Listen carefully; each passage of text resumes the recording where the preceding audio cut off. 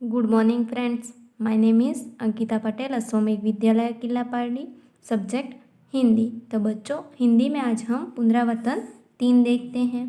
प्रश्न नंबर 1, नीचे दिए गए चित्र के आधार पर 5 वाक्य लिखिए। तो बच्चों, यहाँ पर जो चित्र दिया गया है हमें उनके आधार पर हमें वाक्य लिखने हैं। तो वाक्य बनेगा कि हम लिख सकते हैं कि चित्र में एक पेड़ है।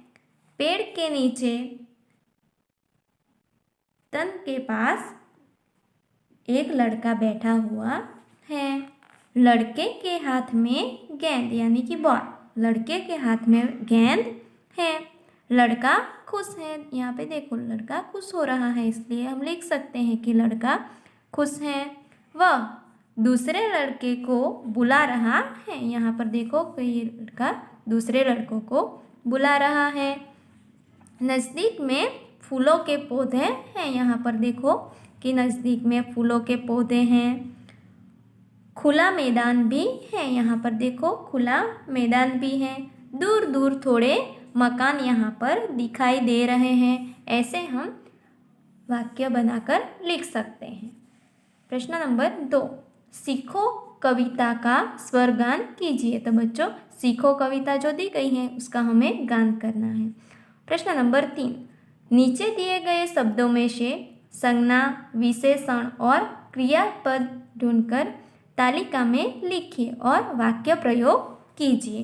तो बच्चों, यहाँ पर शब्द दिए गए हैं कि नर्मदा, हिमालय, चलना, छोटा, खेलना, सफ़ेद, लिखना, गंगा और थोड़ा। तो यहाँ पर संज्ञा का बॉक्स है, तो इनमें से हमें संज्ञा ढूंढकर यहाँ पे लिखना है, विशेषण ढूंढकर हमें यहाँ लिखना है और इन शब्दों में से क्रिया ढूंढकर हमें यहाँ पर लिखना है।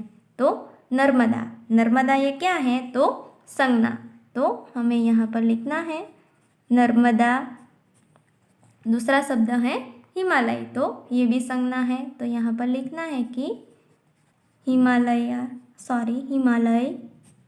तीसरा शब्द है चलना, तो चलना ये क्या है? क्रिया, तो यहाँ पे हमें लिखना है कि चलना। दूसरा शब्द है छोटा, यानी कि ये क्या है? तो विशेषण, तो हमें विशेषण के बॉक्स में छोटा।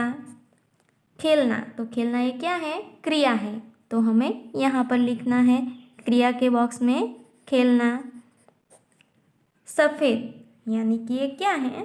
तो विशेषण, तो उसको हमें यहाँ पर लिखना है कि सफ़ेद। लिखना, तो लिखना क्या है? क्रिया, तो यहाँ पर लिखना है कि लिखना। दूसरा है गंगा, तो ये क्या है? संज्ञा, इसलिए हमें संज्ञा के बॉक्स में संज्ञा। और ये क्या है? थोड़ा, तो ये क्या है? तो विशेषण, तो उसको हमें विशेषण के बॉक्स में लिखना है थोड़ा। अब हमें उसका वाक्य में प्रयोग करना है। तो पहला शब्द है नर्मदा, तो उसका वाक्य में प्रयोग कैसे करेंगे? तो नर्मदा गुजरात की बड़ी नदी है। दूसरा है हिमालय, तो वाक्य बनेगा कि हिमालय हमारे देश का बड़ा पर्वत है। गंगा, तो गंगा से वाक्य बनेगा कि गंगा नदी हिमालय से निकलती है।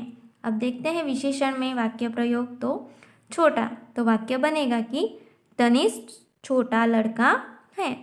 सफ़ेद, तो वाक्य बनेगा कि वह सफ़ेद बगुला है। छठा है थोड़ा, तो वाक्य बनेगा कि इस गिलास में थोड़ा पानी है। अब है चलना, तो वाक्य बना सकते हैं कि रुचा चलती है। खेलना, तो वाक्य बनेगा कि ऋत्विक खेलता है। लिखना, तो वर्षा लिखती है। इस तरह हम वाक्य में प्रयोग कर सकते हैं। प्रश्न नंबर 4 क, निम्नलिखित मुहावरों का अर्थ देकर वाक्य प्रयोग कीजिए। तो पहला है शीश झुकाना, तो उसका अर्थ होगा, शीश झुकाना का अर्थ क्या होगा कि विनम्र होना। उसका अर्थ होगा विनम्र होना। और वाक्य बनेगा कि हमें बड़ों के आगे सिर झुकाना चाहिए। उसका वाक्य क्या बनेगा कि हमें बड़ों के आगे सिर झुकाना चाहिए। दूसरा, ऊंचे चढ़ना, तो वाक्य बनेगा कि उन्नति करना, सॉरी उसका अर्थ होगा, ऊंचे चढ़ना का अर्थ क्या होगा कि उन्नति करना।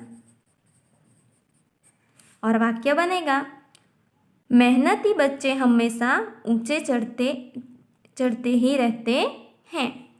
तीसरा, नेक रास्ते पर चलना, तो उसका अर्थ होगा कि सही रास्ते पर चलना। क्या होगा? सही रास्ते पर चलना। और उसका वाक्य बनेगा कि सभी धर्म नेक रास्ते पर चलने के लिए कहते हैं। वाक्य क्या बनेगा कि सही धर्म नेक रास्ते पर चलने के लिए कहते हैं। नंबर 4, मुंह में पानी आना, तो उसका अर्थ क्या होगा कि मुंह में पानी आने का अर्थ खाने की इच्छा होना। क्या होगा? खाने की इच्छा होना। और वाक्य बनेगा कि अंगूर देखकर लोमड़ी के मुंह में पानी आ गया। वाक्य क्या बनेगा कि अंगूर देखकर लोमड़ी के मुंह में पानी आ गया।